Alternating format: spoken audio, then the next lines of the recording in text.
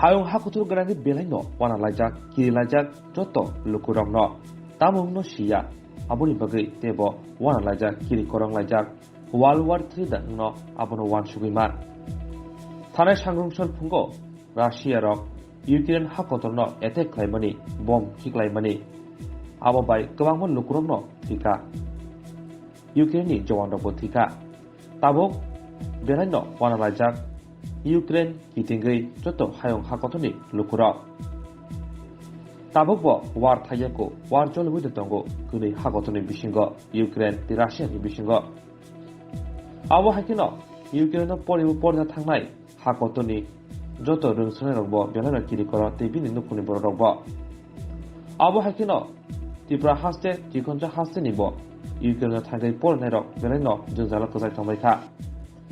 Tipra hasini kwangma rungsumnai dongno aro kosawi jingjalo kalai tongbaikha brongni mung Ritik Sinha Aniruddha Goswami Suranjit Chanda Iliad Bentingnath Bimnisha Devan Mahai hasini lukurok nasingjak baur hakotor hapan brongno bahaike o jingjali katri mano te nasingjak hakotor tisa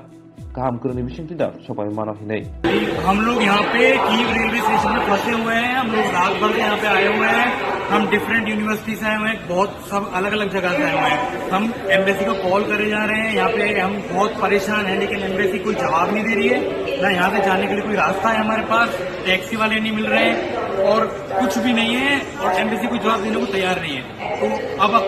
हमें जवाब दिए हम करेंगे embassy हमारी जो embassy है Kyiv में वो बंद हो चुकी है मतलब उन्हें बोल दिया गया है ऑर्डर आ गए हैं कि इंडिया जा रही है एम्बेसी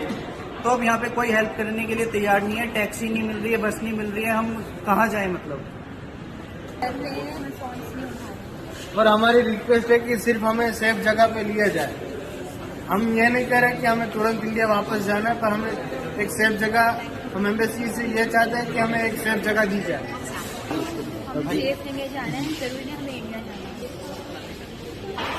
मैं भी यूक्रेन में फंसा पड़ा हूँ मैं भी ओडिशा में हूँ ओडिशा नेशनल यूनिवर्सिटी में 50 इयर्स का स्टूडेंट हूँ मेरा एड्रेस है विसेली एडमिरल जुकोवा द्वा room number 35 the address is Admiral Zhukova 35 near by the centre of the Odisha अभी काफ़ी हालत ख़राब है हम लोग के अंदर काफ़ी अभी पैनिक बढ़ गई है क्या होगा नहीं पता क्योंकि सुबह से हम लोग ने 5 बम की आवाज़ सुन चुके हैं और कुछ 1 से 2 किलोमीटर की दूरी पे हम लोग ने बम की आवाज़ सुनाई दी है अभी जस्ट 2 मिनट पहले मिलिट्री एयर जो होती है एयरक्राफ्ट अभी उड़ रही थी फाइटर जेट प्लेन अभी उड़ रही थी तो मैं बस ये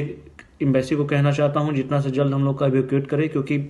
हम लोग ने 3 दिनों का सामान खरीदा है बाद में वो सुपरमार्केट खुलेगा भी नहीं खुलेगा नहीं पता तो जितना हो सके हम लोग काफ़ी पैनिक में हम लोग यहाँ पे